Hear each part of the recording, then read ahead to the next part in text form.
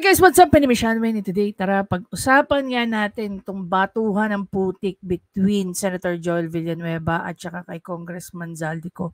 Kung maalala nyo nga, no, few days ago, I think somewhere in January, may in-expose si Zaldico na di umano, may 51 billion daw na nilustay itong si Congressman Paulo Duterte.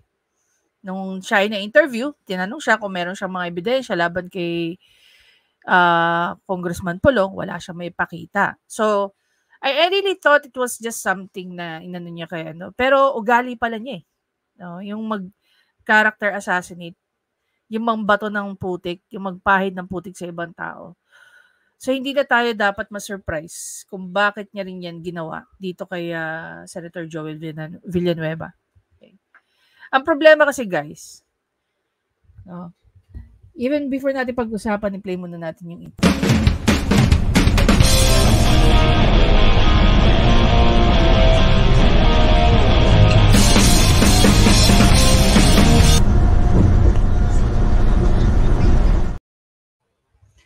Ang problema kasi guys, no, is hindi naman yun ang pinag-uusapan eh. Yung mga problema, no, kung ano man yung halimbawa.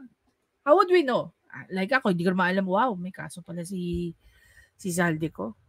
Meron pala siyang connection sa iba't ibang anomalya. Diba? Alam ba natin yan? Of course na.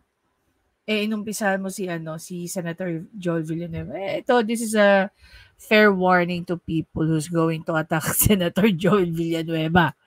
It seems to me na if you attack him, may mga hawak siyang ebidensya laban sa inyo. Kung atakihin niyo siya, no, ng personal, meron siyang ammo na pwedeng ibalik sa inyo yung mga paratang nyo. Kung maglabasan ng baho, kayang makipaglabasan ng baho sa inyo si Senator Joel. So, ingat-ingat sa pagbabato ng putik. Baka ibalik sa inyo ni Senator Joel if talaga. Anyway, pakinggan natin yung kanyang privilege speech. Makapangyarihang komite sa Kamara de Representantes ang may hawak ng budget, ang House Committee on Appropriations, na walang iba kung hindi itong party list representative na Zaldico. Ang korporasyon po ba niyang SunWest Corporation ay kasama dito sa kontrobersyal na Pharmally? The answer is true. Kasama din po ba ang kumpanya niya dito po sa kontrobersyal na DepEd laptop scam? Ang sagot po, true. Napakadami pong BIR cases. Kung maglalabas po kayo ng baho, Mr. President, dapat naman siguro maligo ka muna. Ginoong Pangulo, mayroon pong naninira, pilit na ibinabagsak, iniinsulto, at inaalipusta ang mga miyembro ng Senado, maging ang ating pinakamamahal na institusyon. Let me set the record straight, Mr. President. At para po mas madali, true or false na lang po tayo sa mga paratang ng pinuno ng pinakamakapangyarihang komite sa Kamara de Representantes, ang may hawak ng budget, ang House Committee on Appropriations, na walang iba kung hindi itong party list representative na Zaldico. Unang paratang po sa atin, Ginoong Pangulo, may kaso daw po tayo sa Ombudsman. True or false? Ang sagot, false. Ang pinag-usapan ng gawa-gawang reklamo noon, isang sulat po na mula sa ating opisina. Ito pong gawa-gawang reklamo noon ay katawa-tawa sapagkat ang ginamit po, kung po pwede po nating ipakita, na font ay Comic Sans. Yan po ang ginamit na font, pang-comedy po. Ano ito yung maganda kay Senator Joel Villanueva, no? Pagka nakasuhan mo siya, sasagot siya immediately. Okay? Whether i-debunk niya yan, explain niya yung sarili niya as to bakit, diba? I think this is a very good practice para sa isang politiko. If meron mga issue sa inyo, harapin niyo at sagutin niyo. Para kasi malagay niyo yung taong bayan, lalo-lalo na yung mga supporter niyo at peace. Ang letterhead po na ginamit ay Buhay Party List. Mr. President, the last time I checked, ang tatay ko po, hindi po si Brother Mike Velarde. Ngunit mahal ko po siya. Sorry, Mike Velarde is El Shaddai, di ba? Tama ba ako? Wait.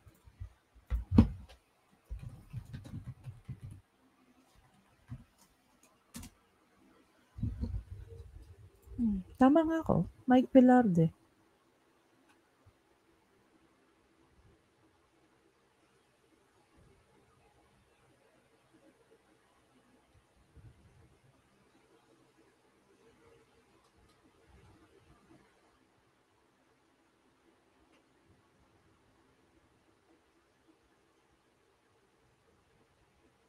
What?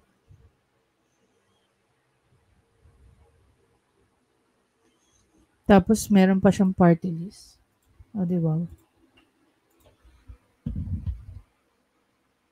Mismong NBI din po ay nag-certify. Forge, peke, ang pirma ni Joel Villanueva. Sana po maipakita natin sa screen yung pong mga binanggit ng representasyon na ito. And we are willing to wait kung hindi pa po ready, Mr. President. Yes, if there are technical difficulties, maybe we can suspend until Sapagkat ayaw po natin ng walang resibo at ayaw natin ng walang ebidensya. Idol, pakinggan mo yan, ha? Sana every time na may expose ka, meron ka dalang ebidensya at resibo. Para naman may nangyayari dyan sa mga expose mo. Hindi ka nagmumukhang tanga dyan sa Senate. session suspended for 1 minute. Yung Comic Sans na ginamit, ultimo po, si King of Comedy, Dolphy, hindi po ginagamit yung ganyang font. At higit sa lahat, sana po makita natin yung dun sa taas, representative daw po ako ng Buhay Party List, Mr. President. Mr. President, ito po ay katibayan na nung mga panahon na yon, 2016 pa po ito, Mr. President, bago ho ako maluklok bilang senador ng Republika ng Pilipinas. Pine-persecute na po tayo, pinararatangan, pero tapos na po ang laban. Noon pa po, na-dismiss na po ang ibinasurang lahat ang gawa-gawang reklamo na ito sa atin. Dinismiss na po ito. Pwede ho bang pakita natin yung dinismiss na po?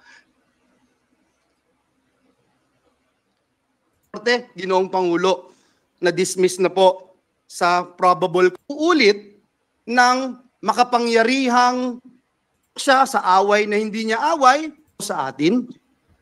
Ngayon po, kakalkalin ngayon ang kanyang mga kaso.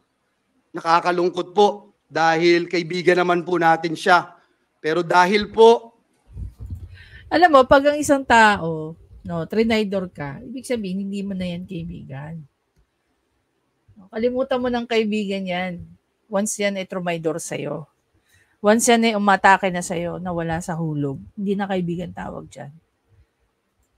Pumasok siya sa away na hindi niya away, kailangan niyang magbabanggit ng mga personal attacks, kakalkalin po itong mga atraso niya sa bayan. Ito pong kumpanya niyang SunWest Corporation. True or false? Ito po ba ang isa sa pinakamalaking government contractor sa bansa? Sagot, true. True or false?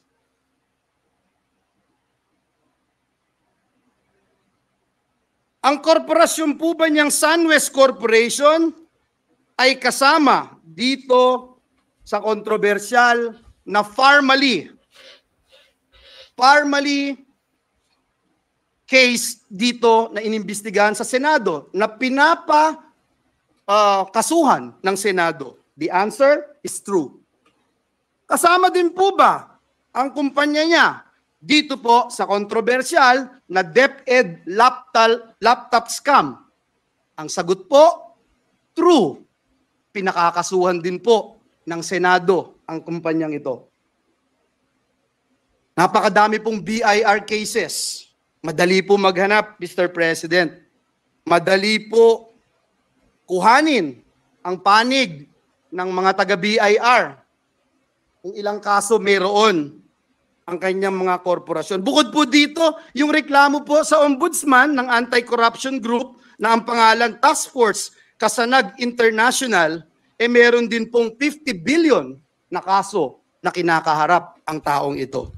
Mr. President. Okay, speaking of that, may nilabas silang information toll dito. But this was posted 9 hours ago. Yan, today lang, no.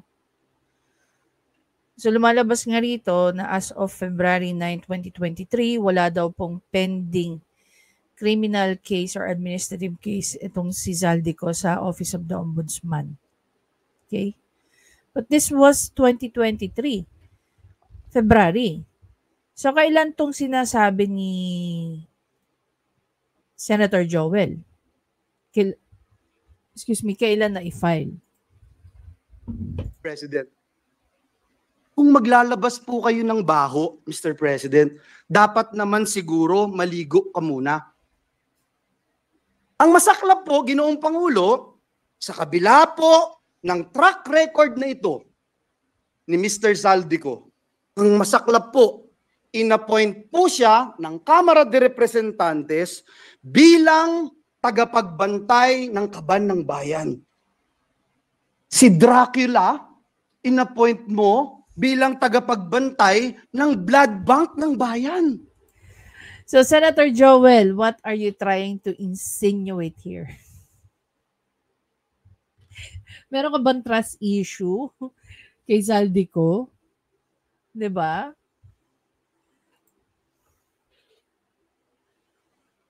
Wow, Mr. President. Only. Kailan sa kasaysayan ng bayan natin nangyari ang ganitong pagkakataon na isang big-time contractor ang hahawak sa kaban ng bayan? Only in the Philippines, Mr. President. You know what? Here's one of the most interesting parts siguro, guys, no? Sabi nga sa mga nababasa namin mga kaso or jurisprudence. Halimbawa, yung case ni Ferdinand Marcos Sr., okay? Na yung mga government project back in the days during his administration, nabibigyan ng project ang kanyang mga kamag-anak, government project, bawal po yun. I don't think naman ay pinagbabawal sa batas na ang isang kongresista o isang senador o politician ay magkaroon ng negosyo. Wala naman sigurong masama doon. Ang masama, kung nagtatayo ka negosyo para ikaw ang makakuha ng mga government projects. Ang mga government projects po kasi, number one, may pondo. Pangalawa, malakihan. We're not talking about hundreds of thousands here. We're talking about hundreds of millions, if not billions. 'Di ba? Ipinagbabawal po sa batas na magkaroon ka, no, ng direct involvement sa isang government project, lalong-lalo na kung ikaw pa yung nag-a-approve. 'Di ba? Bigyan ko kayo ng isang example. Halimbawa, si congressman, lately ko lang nalaman, guys, akala ko yung mga government projects is handle ng national yan. National to DPWH. Ngayon,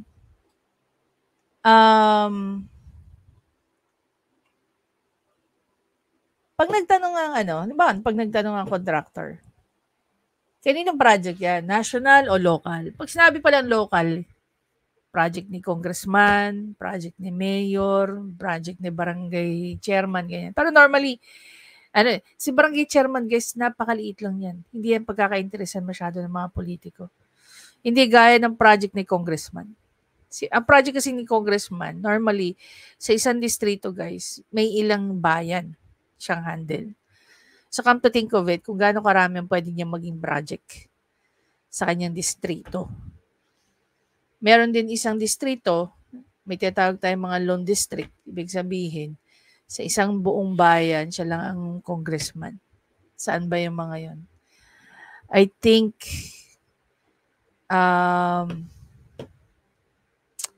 sabi yung alam ko, Binyan yung isa eh.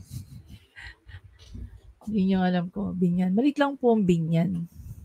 I think San Pedro din yata eh. O hawak din yan San Pedro. Not sure. Anyway, so, yun nga. Imagine niyo, no? Isang gaya ni Zaldico. Ito, magbe-base tayo sa sinasabi dito ni Senator Joel na merong pinanghawakan ng mga files. No? Yung binatuhan mo ng putik at pinahiram mo ng putik itong si Senator Joel, niresbakan kanya o binalikan kanya ng tae. Alam mo kung ano yung worst? Yung very recent lang, pinahiran niya ng putik si Polong Duterte, si Congressman Duterte ng Davao. Tapos malalaman mo, may mga ganito siyang issue, may mga ganito siyang kaso. Diba? I think even Suarez may kaso din yata yan eh. May nabasa tayong article tungkol sa ikinaso sa kanya. Okay? Saan ba nag-umpisa to? Sino ba nagpasimuno nito? Diba sa PI? This is something that I don't understand about this People Initiative. Kung wala silang kinalaman, bakit napaka-defensive nila, especially Speaker Romualdez? Challenge ni Speaker Romualdez ang kanyang pinsan na si Senator Amy Marcos. Kinol ni Senator Amy yung challenge niya. Tapos ngayon, nag-iiyak sila, nag-iingay sila. Tapos tatawagin nila si PBBM na dilawan. Di ba nakakatawa kayo? Kung wala kayong kinalaman dyan sa People's Initiative na yan, bakit ang ingay-ingay ninyo? Bakit napaka-defensive ninyo? Do you really think yung gusto nyo mangyari na mawala ng power ang Senado will stand? Yes, kukunti sila, pero iba rin ang powers nila. Di ba nga equal kayo dapat, pero bakit nyo ginagawa yan sa Senado? Tama nga yung sinabi ni Attorney Claire dito, no? Para kayong mga bata nag-aaway at pinag-aagawan nyo yung candy. Alam mo dito sa ginawa ni Senator Joel, siya yung taong hindi papayag na mabahiran siya ng dumi. Dahil sisiguraduhin niya sa inyo, pag binato niyo siya ng putik, o pinahiran niyo siya ng putik, ibabalik niya sa inyo at ingungud niya yung mukha niyo sa tae. Diba? Come to think of that. Siya yung tipo ng taong walang tinatago, pero wag niyo siyang gawan ng issue dahil siguraduhin niya sa inyo. Kaya niyang kalkalin ang lahat ng bagay tungkol sa inyo pag inimpisahan niyo siya as we can see here. Kaya nga sabi ko Senator Joel Villanueva is the Sasrogando of Senate. Ay nako, wag niyo umpisan si Sas.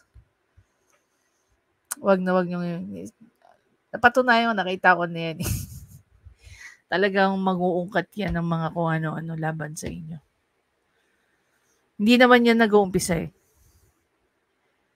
Hindi yan nag-uumpisa. Wag nyo siyang umpisahan. So same siguro, definitely same with Senator Joel Villanueva. Kaya ba guys, hindi nyo ba natanong yun? Kung walang kinalaman ang House of Representative dito sa PI na to, bakit nanggagalaiti sila? Bakit napaka-defensive nila? Bakit nila inaatake ng ganyan ng Senado? Diba? Anyway guys, again, maraming salamat sa panonood. Please don't forget to subscribe, like, and comment. Definitely, dun sa mga hindi pa nakakapanood, feel free to go and visit itong video na ginawa ni Attorney Claire. Napakaganda rin ang kanya naging explanation rito. May marami rin siya mga na-insert dito. No? Na informations. And ano pa ba? Ayun. Doon sa mga hindi pa nakakapanood ng video ni interview ni Attorney Libayan kay Miss Grandy. Go and watch for it. Very interesting ang kanilang naging topic. Sabi ko nga doon sa video about kay Excel magpa-interview ka rin kay Attorney Libayan. Diba? At least kasi with Attorney Libayan, pwede na siyang immediately magbigay ng if merong mga legal questions, sila Yexel, no, Sebastian at saka si Mikey, madali na masasagot ni Attorney Libayan. Okay, kasi naglabas na nga po ng mga sagot ng sila Yexel tungkol dun sa sinasabing ng scam daw sila. So napanood na po rin natin yun, lumalabas na wala po sa kanya, hindi po silang may hawak ng pera ng mga tao. May hawak nga naman ng pera ng mga taong tinatawag nilang investor pero ang totoo lender. Bakit? Kasi yung agreement is a loan agreement. Ang loan agreement, isa lang po, isi-simplify lang po natin yung ibig sabihin niyan. 'Di ba pag loan nangungutang ka, so lumalabas si Hector, no, si HP, nanghihiram siya ng pera dito sa mga tinatawag niyang kapitalista. Okay? Kasi hindi nga siya sa SEC niya wala siya siguro wala siyang kapangyarihan o hindi siya pwedeng mag-ano ng investment. So lumalabas doon na nangungutang tong mga taong to or nangungutang si Hector sa kanila.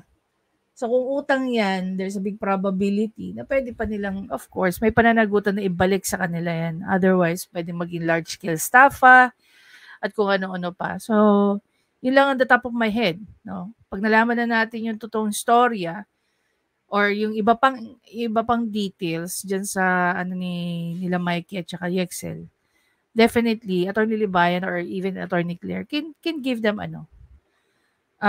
legal opinions. No? Mga legal opinions is not merely opinion alone. So, pag sinabing legal opinion, may basis ng batas.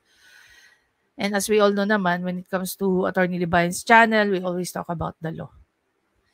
Anyway guys, again, maraming salamat sa panonood. Please don't forget to subscribe, like, and comment. I-share nyo na rin yung thoughts nyo. What can you say about dito sa iringan ng mga senador na to? Pero surprisingly, nakakapagtrabaho pa sila kahit may ganito silang mga batuhan. I'll see you in the next video, guys. Bye!